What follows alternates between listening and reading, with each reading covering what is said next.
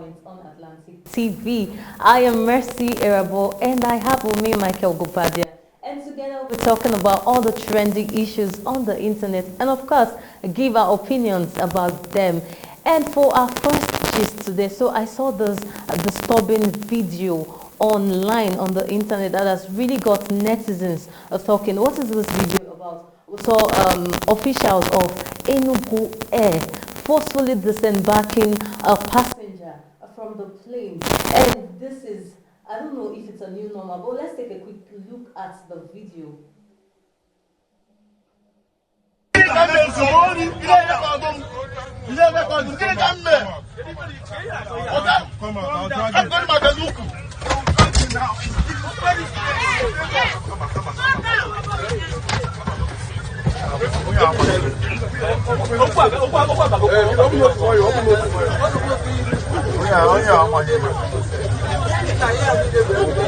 think it was an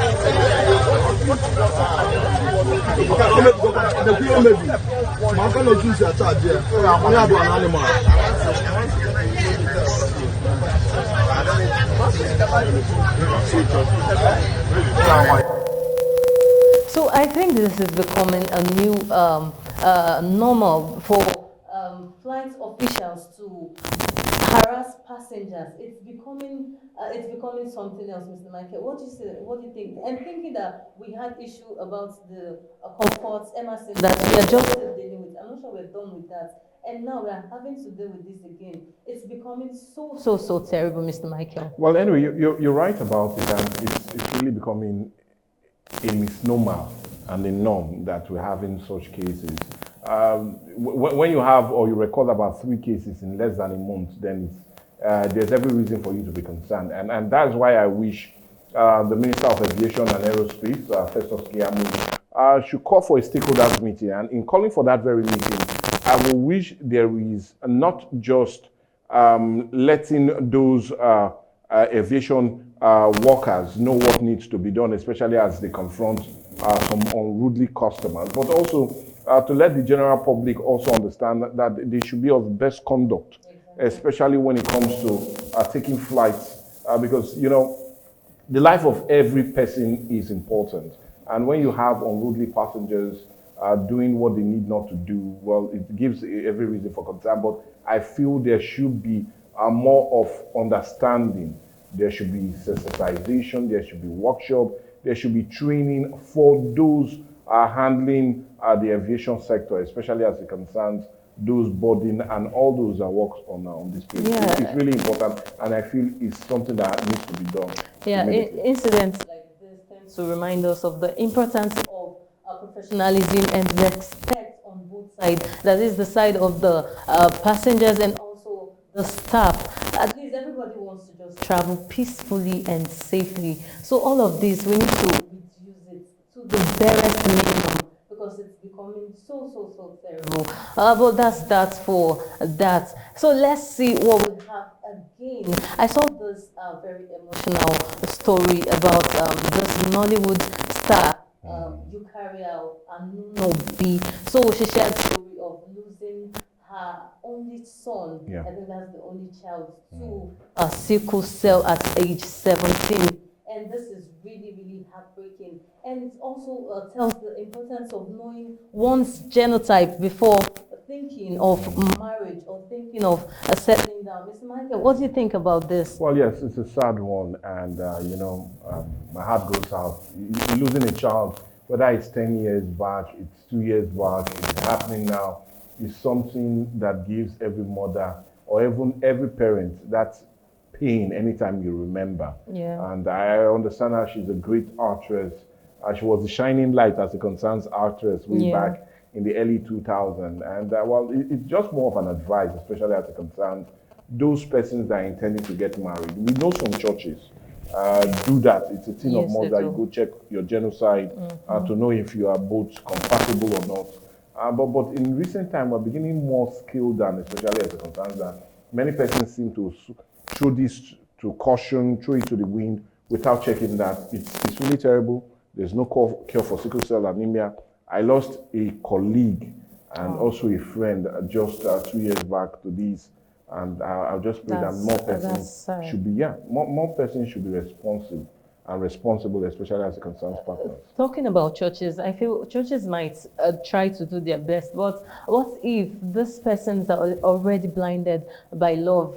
I am in love with this person, and even when the church is telling you, you can't continue with this wedding, you have to cancel this wedding because the both of you are not compatible. But some persons, they don't think about that. They just feel like, love, we are in love, we are in love. But the truth is, love cannot cure sickle cell. And then when you have this child, you don't have to be selfish. Think about the trauma and everything that this child will go through. Please, let's take this genotype thing so serious, because it's a very, very important issue. We don't want to have more of sickle cell. We already have a lot of them, and we don't want to keep having more. At least this modern world that we are checking, back then we feel our parents don't even check the genotype and all of that. And you know, Mercy, the disturbing thing is, like you said, some say, well, I love him, I love her, I feel our love will stand, it will work strong. But let me just really emphasize this. There's always a thin line between love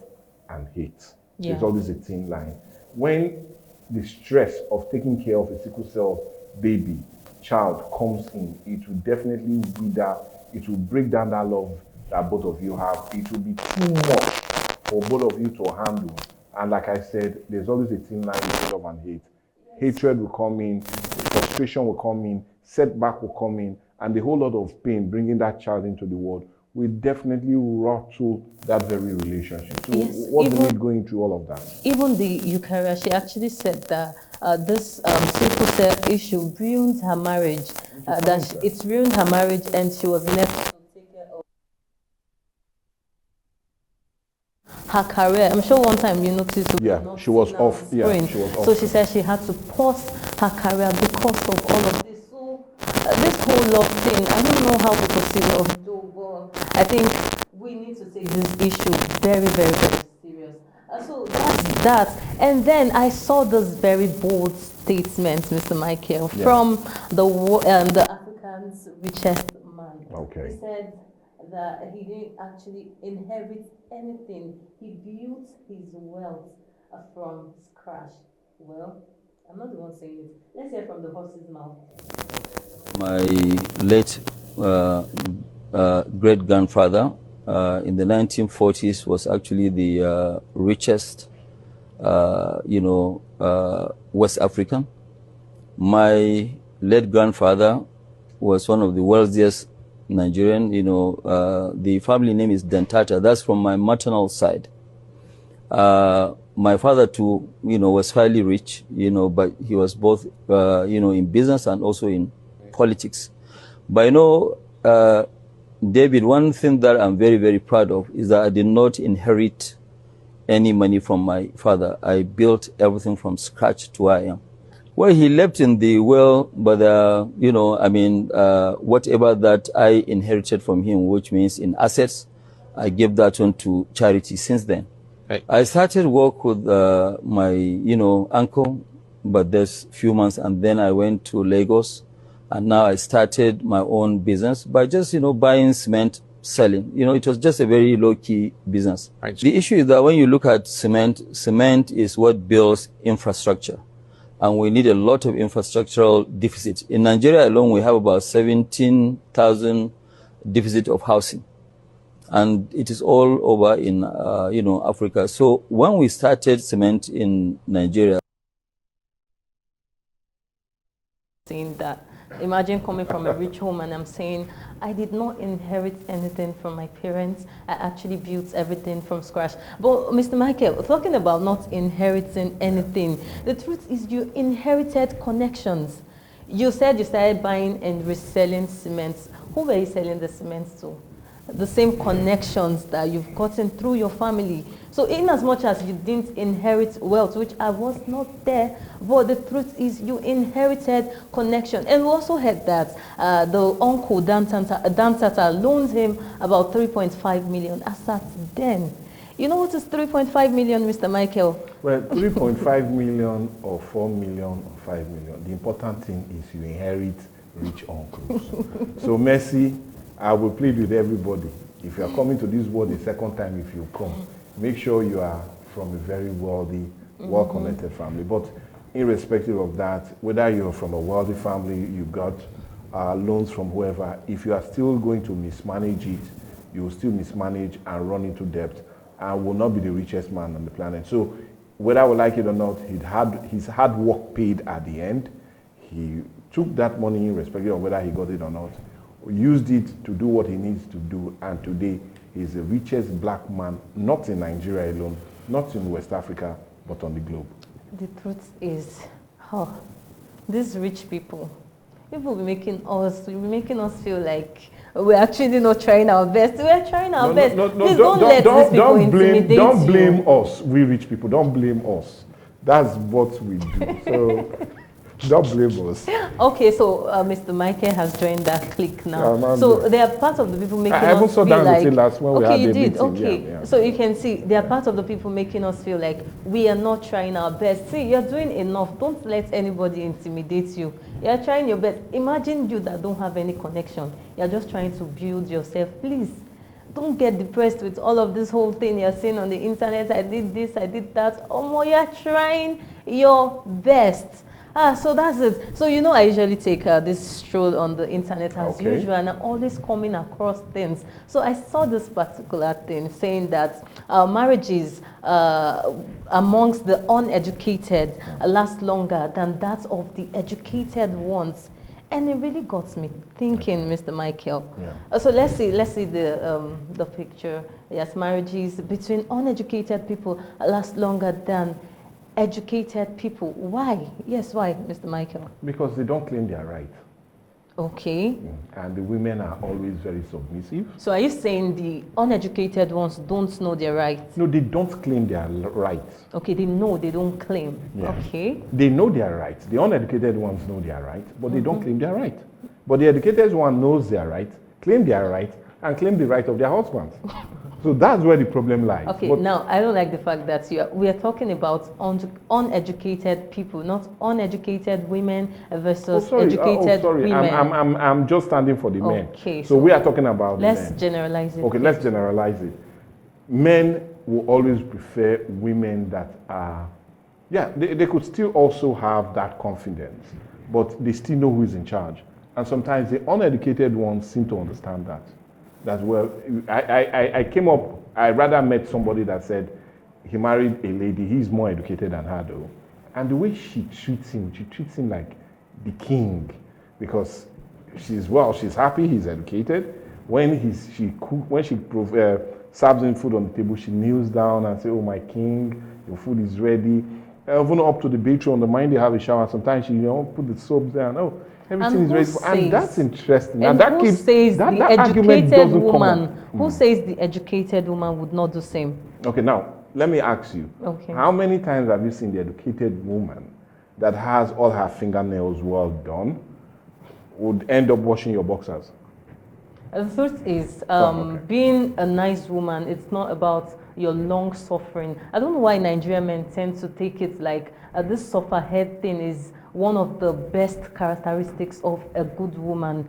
The truth is, we have washing machine, Mr. Michael. So do I have to wash your clothes to show you that I am actually a good woman? No, we have washing machine. I can just throw your clothes there. I like the way you say true. Yes, throw them in, wash them, dry them, and then no, not respect.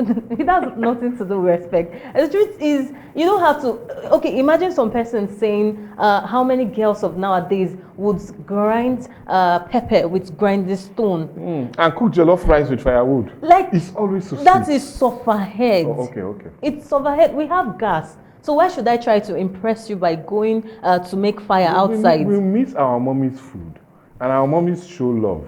If our mommy used to cook with firewood, what stops our wife from using I want to ask you something, Mr. Michael. So grinding with grinding stone, I feel it's because the pepper is not supposed to be too smooth, right? That's why they say grinding stone still tastes better than the blender on and all of that. So my question is, if I can use my blender to roughly blend the same pepper in the particular texture I want, won't it come out as nice as the grinding stone pepper? And give us a peck and say, "My king."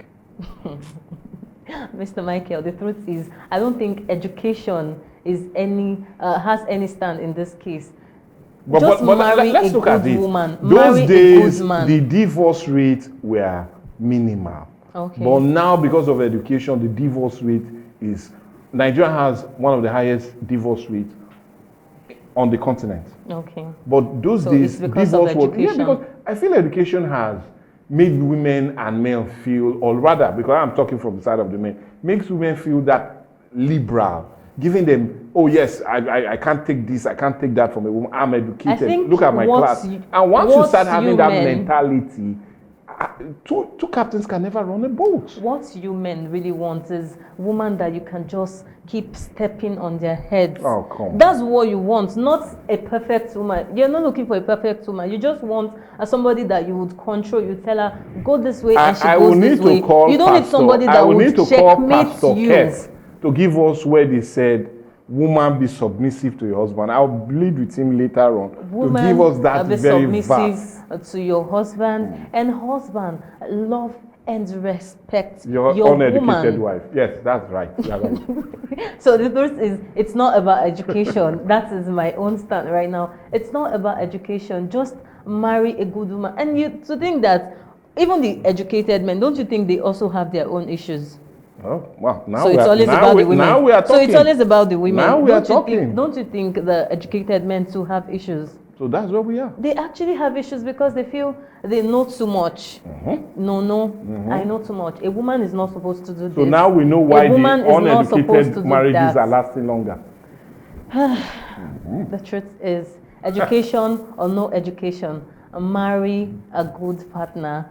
Be it a woman or a man, just marry a good partner. You're right. So that is it. So, and then I saw this something very, very sweet online. Okay. Mama Bona. Oh. She marked 35 years in marriage yesterday. To Papa Bona. So Papa Bona, as in that is, imagine Wow. having 35 years of marriage in this modern world, Mr. Michael. Wow, that's a interesting. lot. Look at this cute pictures. And to think that she's not just Mama Bona, she's also the manager of Bona. So this woman is actually a strong woman, and she's able to blend the entertainment industry and also her home. And just imagine, just look at this. Well, this is more like acknowledging success. Success on the stand of managing your child's world, managing your home, and not having rivalry or having that disconnect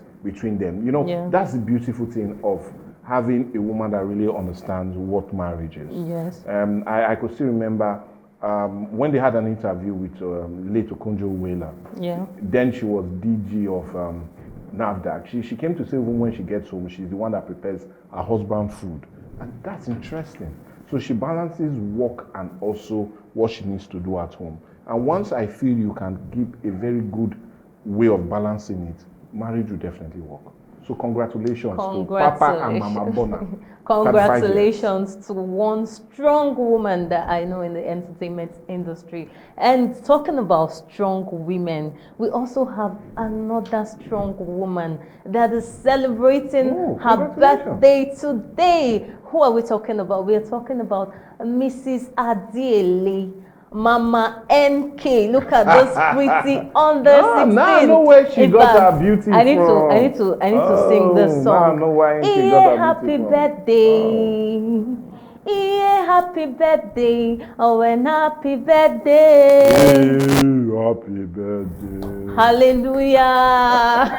Congratulations, man. Happy birthday, Mama NK. We love you. We celebrate you. Bringing Madam NK. Nkechi Tejiri is my name. I think you know her. You should know her. So that's her beautiful mom right there. So we're wishing her a happy birthday, long life and prosperity. And I know this time next year we'll also be giving her a shout out, but maybe we'll be having some cake here. Happy birthday once again, Mama NK.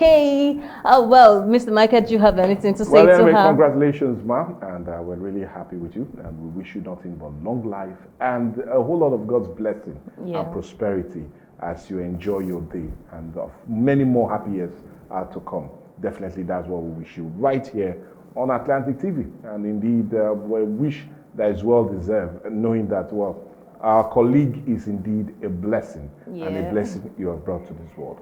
All right. So a celebration in the air. So I think this is where we have to wrap up. So we could go for the main birthday for the enjoyment. Don't tell them yet. So this is where we have to wrap up on Trending on Viewpoint on Atlantic TV. Today, see you tomorrow for another exciting episode on Trending. Once again, I am Mercy Irabo. And I am Michael Gobadia. We're indeed wrapping it up today on that very happy note. And all we will tell you is just still remain with Atlantic TV, because more lovely programs to come your way. And do remember, we'll have another lovely edition of Viewpoint come tomorrow. So don't go anywhere. Just stick around and still remain on the station. God bless you. Bye for now.